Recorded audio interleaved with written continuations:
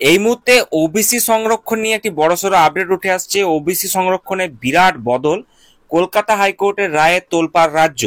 তো কলকাতা হাইকোর্টের সম্প্রতি একটি রায়ে পশ্চিমবঙ্গের ওবিসি সংরক্ষণ নীতিতে এক বড়সড় পরিবর্তন আসতে চলেছে, যার প্রভাব কিন্তু বিভিন্ন ক্ষেত্রে পড়তে চলেছে।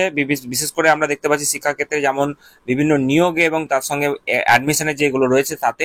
তো বিস্তারিতভাবে কি আপডেট চলুন জেনে নেবো। তার আগে বলি বন্ধুরা, আপনারা যারা আমাদের চ্যানেলের সাথে যুক্ত আছেন তারা জানেনই এই চ্যানেলের প্রত্যেকটা ভিডিও কিন্তু দরকারি, তাই কেউ এখনো যদি আমাদের চ্যানেলটা সাবস্ক্রাইব করে না থাকেন তাহলে অবশ্যই আমাদের চ্যানেলটা সাবস্ক্রাইব করতে ভুলবেন না এবং পাশে থাকা বেল আইকনটি ক্লিক করে দেবেন যাতে নতুন আপডেট আসলে আপনার ফোনে পৌঁছে দিতে পারে। আমরা এই চ্যানেলে কিন্তু প্রত্যেকদিন নতুন নতুন লেটেস্ট আপডেট নিয়ে আসছি সরকারি এবং চাকরি রিলেটেড। তো তার জন্য অবশ্যই আমাদের চ্যানেলটা সাবস্ক্রাইব করে দেবেন এবং পাশে থাকা বেল আইকনটি ক্লিক করে অল নোটিফিকেশন করে দেবেন। কলকাতা হাইকোর্টের সাম্প্রতিক একটি রায়ে পশ্চিমবঙ্গের ওবিসি সংরক্ষণ নীতিতে এক বিরাট পরিবর্তন এসেছে।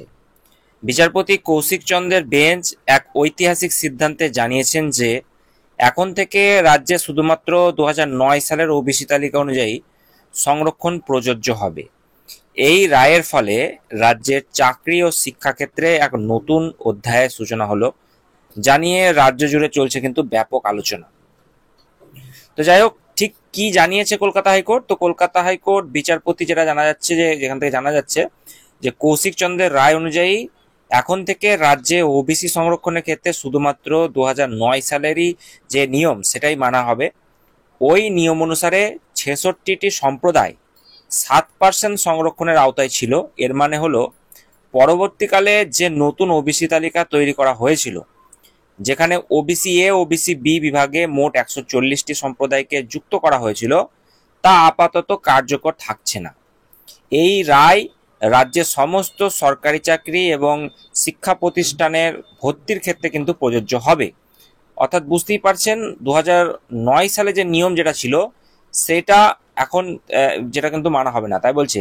এবং ওই নিয়ম অনুসারে 66টি সম্প্রদায় 7% সংরক্ষণের আওতায় ছিল। এর মানে হলো পরবর্তীকালে যে নতুন ওবিসি তালিকা তৈরি করা হয়েছিল সেখানে আমরা দেখেছিলাম দুটি বিভাগ, অর্থাৎ এ বি বিভাগে 140টি সম্প্রদায়কে অন্তর্ভুক্ত করা হয়েছিল, তা আপাতত কার্যকর থাকছে না।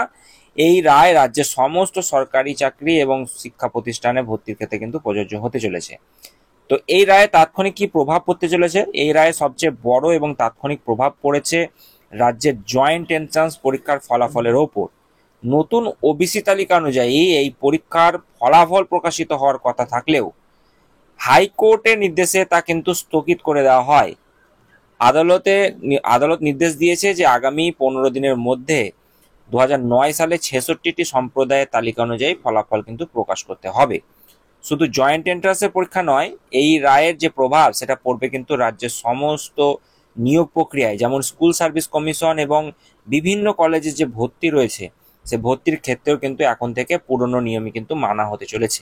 তো রাজ্যের মুখ্য সচিবকে নির্দেশ দেওয়া হয়েছে যাতে সমস্ত ক্ষেত্রে এই 7% বা 7% সংরক্ষণের এই নিয়ম কিন্তু কঠোরভাবে যাতে পালন করা হয় সেটা কিন্তু নির্দেশ দেওয়া হয়েছে।